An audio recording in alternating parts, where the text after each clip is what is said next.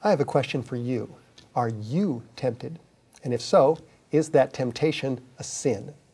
That's our topic next on Coming Out.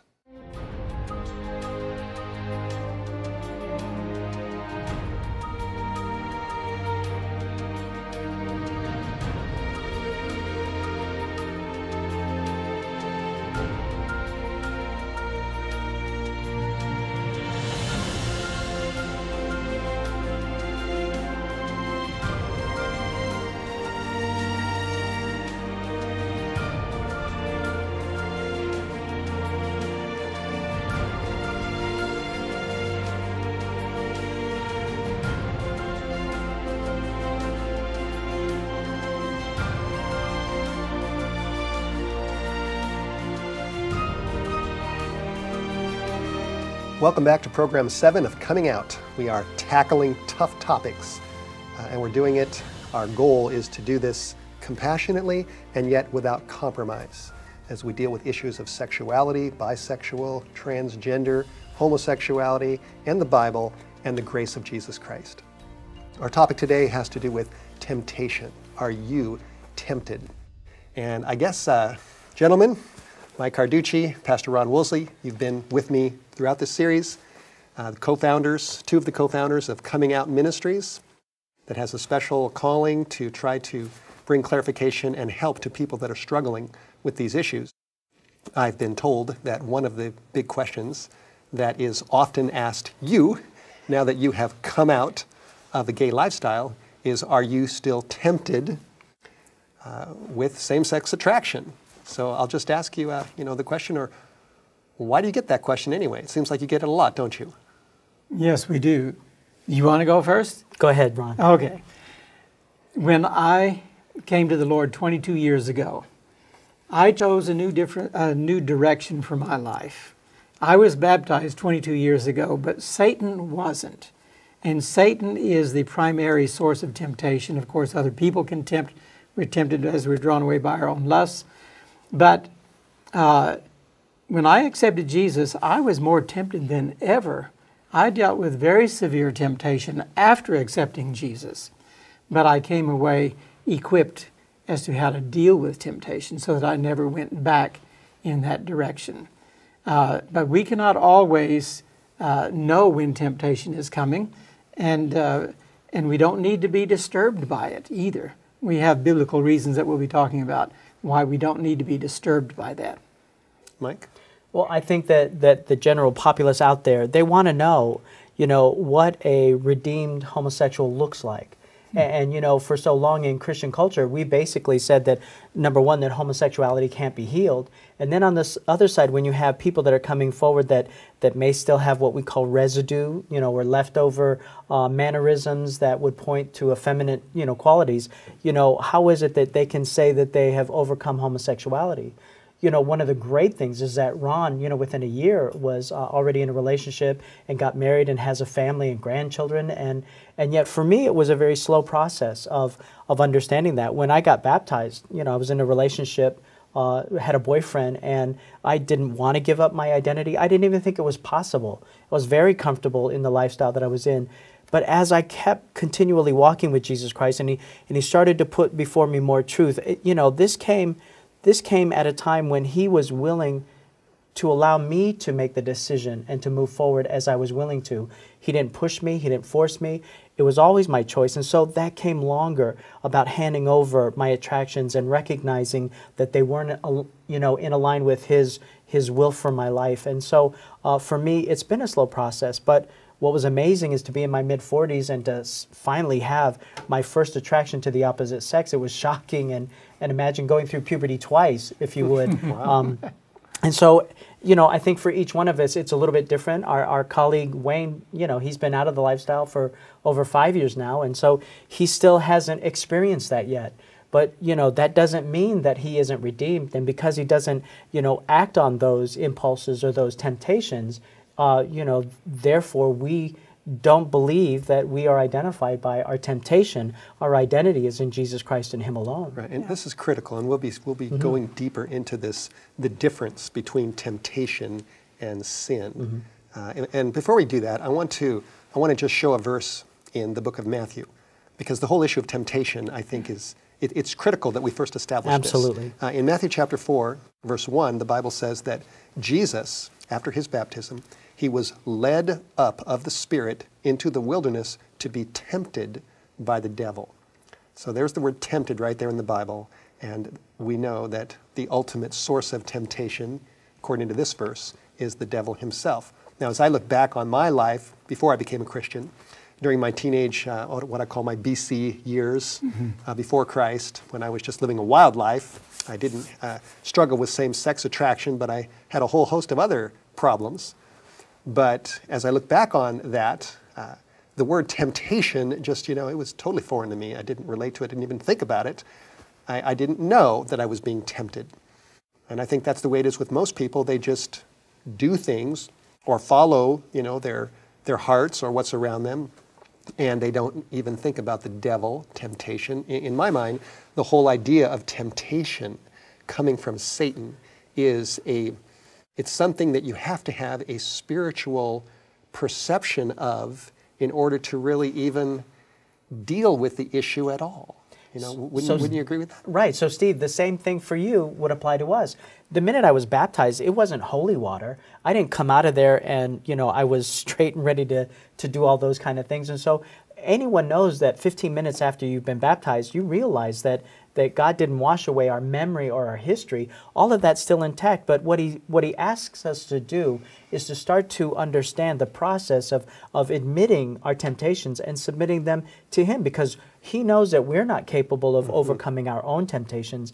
It's that process of trusting him and learning how to do this so that we can gain the victory over our sin. And so even after you were baptized, Steve, and I would even go as far as to say today that you still struggle with some type of temptation over something. Sure, and just like Jesus, when he was baptized, then he was tempted, and I'm sure he was tempted prior to that too. But I love that. For me, it wasn't until really after I gave my heart to Christ, after I, as you said, admitted, and then I submitted to him, and then I was baptized. That's when the battles really intensified.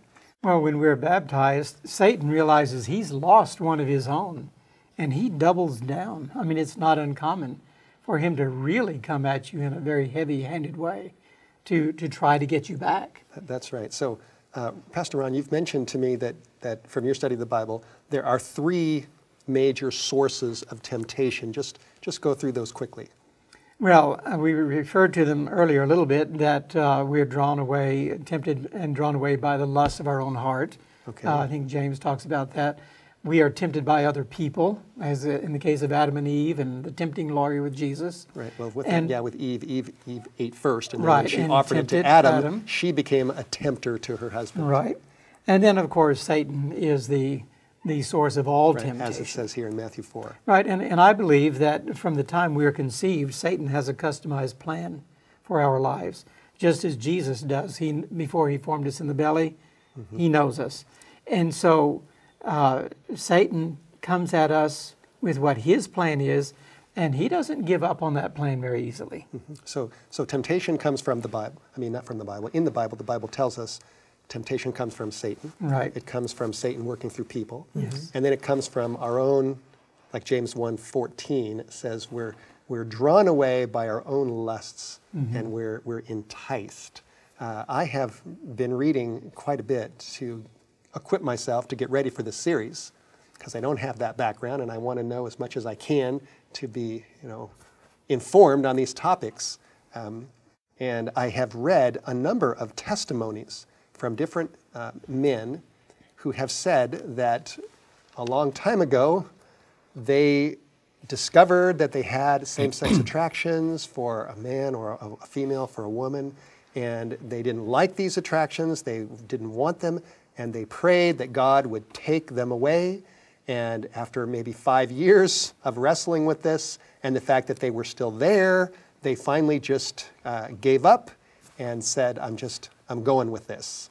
And I think there's, aren't there a lot of people out there that because they have these temptations, these attractions, then they just feel like there's no hope for them because they're still there, and then they take the plunge. Well, that was my story.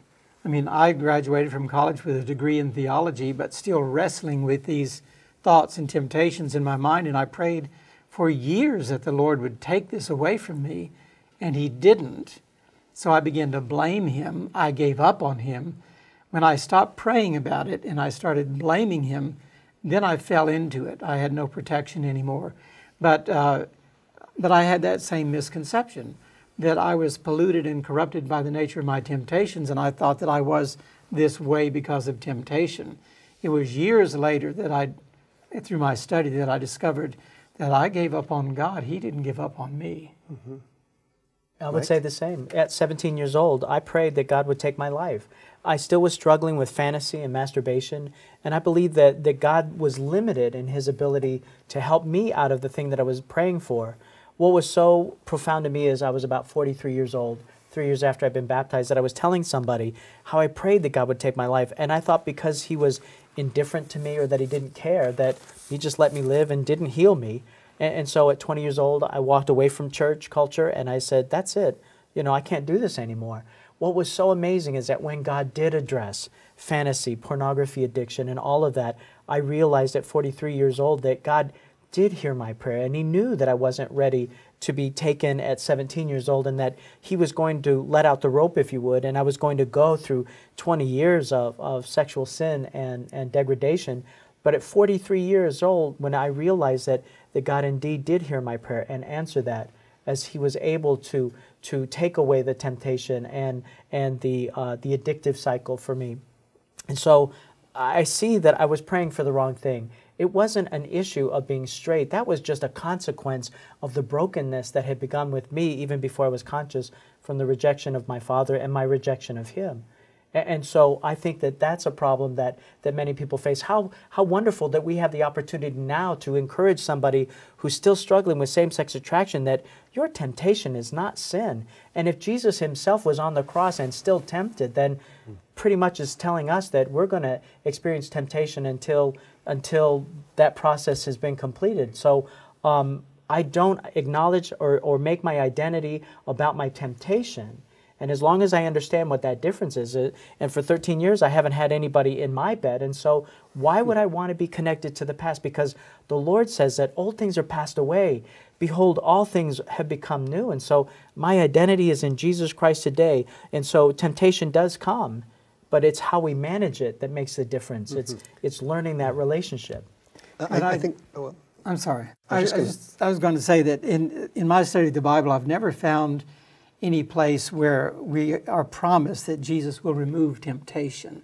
What He promises is grace sufficient to deal with temptation. Right. And I think as I've pondered this, it seems to me that a critical issue is the difference between temptation and sin. Yeah. So why don't, Pastor Ron, I know you've got some verses in Hebrews you wanted to really focus on to establish that, and then we can draw the lessons from that. Why don't you do that? When I was in the world and trying to study, work out my own salvation with fear and trembling, I came across these passages and they gave me wonderful hope and courage. First of all, Hebrews chapter 4, verse 12, for we have not an high priest which cannot be touched with the feeling of our infirmities, but was in all points tempted like as we are, yet without sin. When I read that, I realized temptation is not sin. I threw in the towel years ago over temptation. I had never even willingly participated in this sin. Did you say verse 12? Verse 15. Verse 15. Yeah. Yes, it's Hebrews 4, verse 15. And as I was sharing my testimony with a professor at a university, a theological professor, one time I shared my testimony and I shared this verse. And he looked at me in shock and he said, "You don't mean to tell me you think Jesus was tempted like that, do you?" And I just looked right back at him and I said, "Well, how do you think Jesus was tempted? Like you?" Yeah, was He tempted with your temptations? Well, that's not or fair. With mine? That's right. That wouldn't be fair. I said, I don't want to get into all of the details about what this means, but please don't take this text away from me. This text gave me what I needed, along with Hebrews chapter 2, verse 18, that tells us, for in that He Himself hath suffered being tempted, He is able to succor or assist them that are tempted. That told me that Jesus struggled with temptation. And that's what we've done, in our past. We really struggled with this issue And so it's okay to be tempted. It's okay to struggle with it. That still doesn't mean that you are involved in sin. And then when I read Hebrews chapter 12, verse 4, talking about Jesus, referring to Jesus, it says here, ye have not resisted unto blood, striving against sin. In other words, you, like Jesus did resist unto blood, striving against sin. And we haven't done that yet. And that told me that Jesus suffered and struggled with temptation until his last breath on the cross.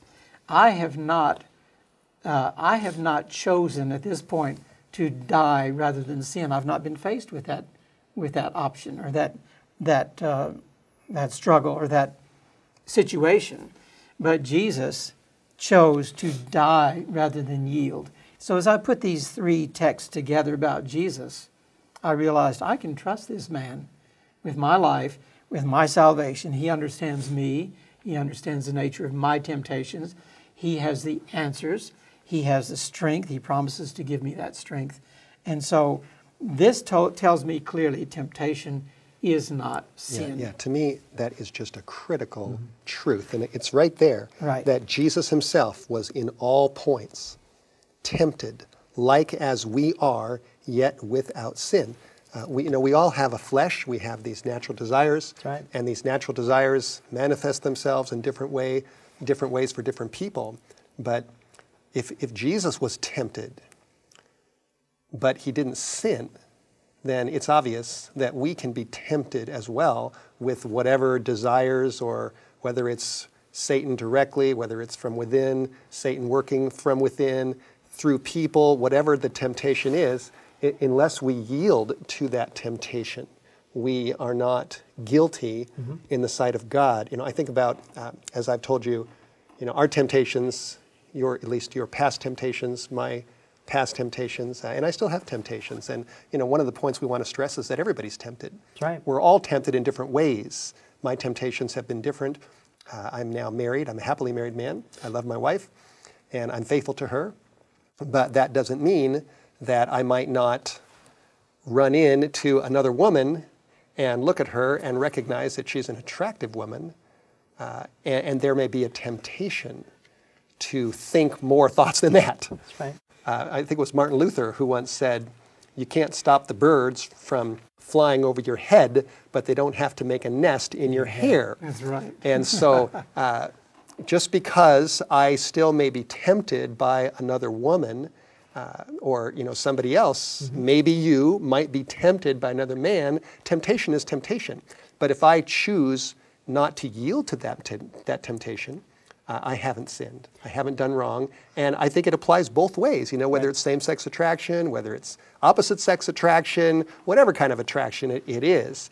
Temptation is not a sin. So, Steve, what you said was so profound, and I just want to add to that.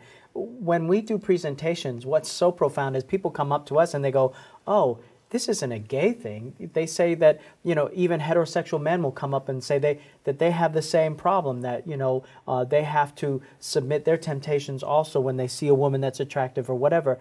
And so it's not whether it's gay or straight, even a woman. Take a woman that was married for 15 years and then her husband passes away. She was used to experiencing the gift of sexual intercourse with her husband. She's entitled to that, right? But because she's alone now, does not entitle her to take on lovers. God tells us that we have to discipline the flesh. He gave us attractions. He gave us the ability to touch and to hold someone sexually as a gift, right? Something to be experienced. But he said that there's a way to experience that, and none of us, whether we're gay or straight, are allowed to go outside of that boundaries because it hurts other people and it hurts us. That's right. I think that if Adam and Eve had never sinned, and they populated the earth, and there were other couples just like them, I don't think they would have been tempted at all with looking at other attractive men or other attractive women. That temptation wouldn't have been there. But now that they've sinned, and we have all inherited a fallen nature from them, we have those temptations, whether they're same sex or whether they're for a man for a woman, or a woman for a man, or a woman for a woman, or a man for a man. It's all part of the current of temptation that comes from the fall. Right. And what maybe the cause of all that, it's still kind of up for grabs, whether it's genes or whether it's the nature or whether it's environment, whether it's Hollywood, whatever it is. And we have a program coming up called The Blame Game, and we'll discuss that more carefully. But the bottom line is that whatever the temptation, it still is a temptation, and it's not a sin. And so if someone asks you the question, are you still tempted? Even if you were to say yes, that I'm still tempted sometimes by same-sex attraction, it doesn't mean you've committed a sin. Right. I think that the people really want to know, and I think they're entitled to know that I still have same-sex temptation. Okay. And as I was explaining earlier, I rejected my father as my male role model. I was desperate for male love, and the only way that I knew how to get that was in a broken way, and that was through sex with men. And so even though God doesn't take away my history, He doesn't take my memory away, but what He asked me to do is to submit it to Him and to His authority.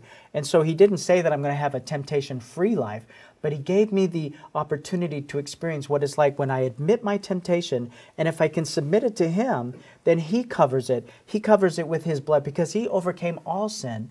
And so as I have learned this process, and it wasn't pretty, it was pretty messy for a while, but as I learned this process of admitting what my temptation was and submitting it to my higher authority, He started to give me relief. And as I experienced that relief, like exercising a muscle, what used to be a tsunami that would overtake me now is nothing more than a gnat that I can swat away.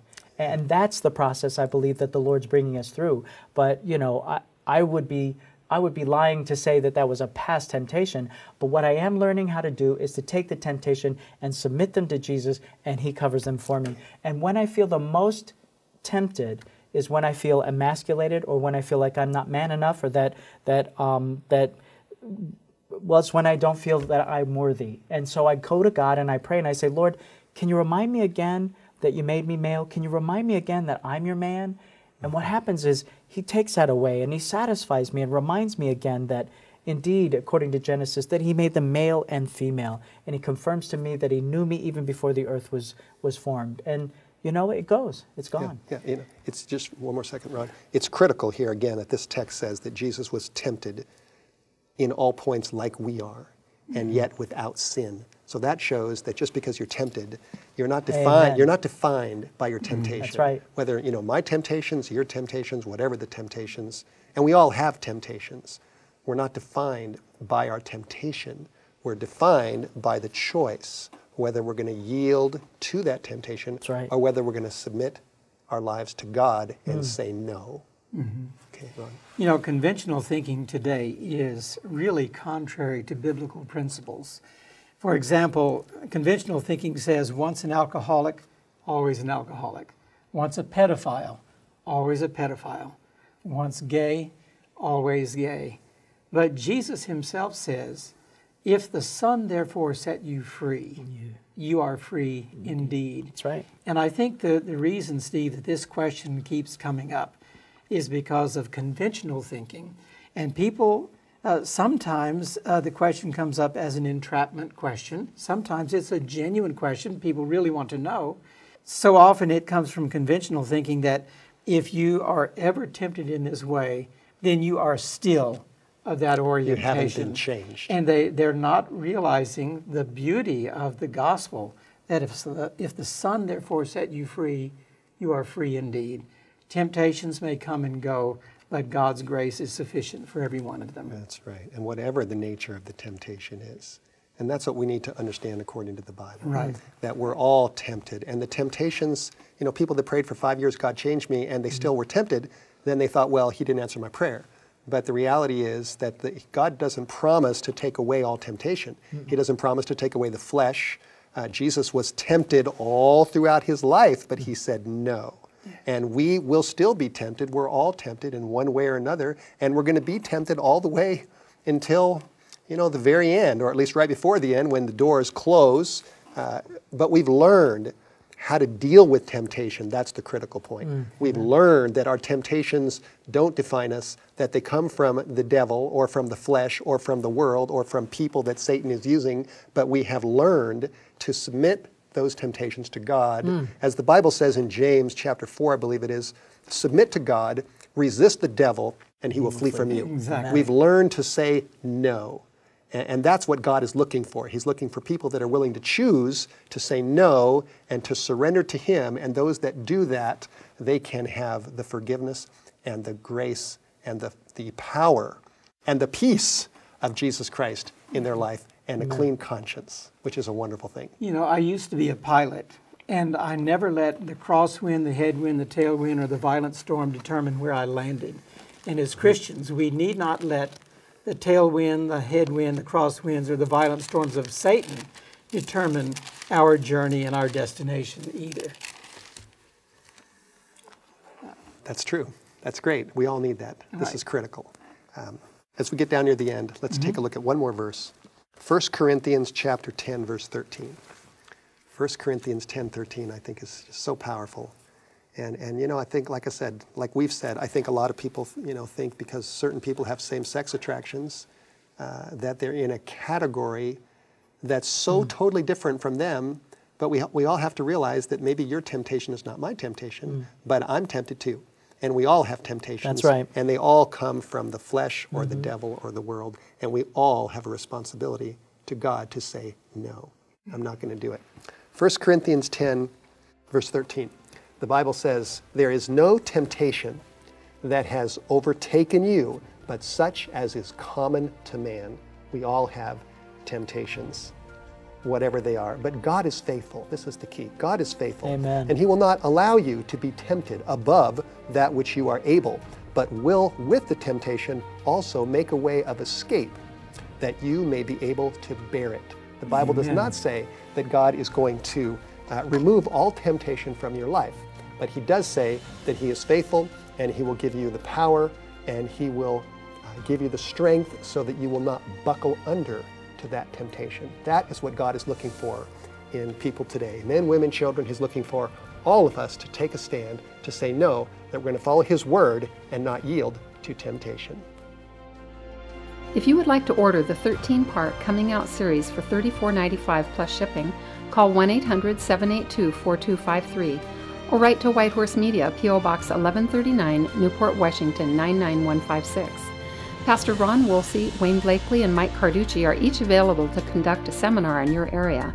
To schedule a speaking engagement, contact Coming Out Ministries by calling 360-936-8514 or visit comingoutministries.org.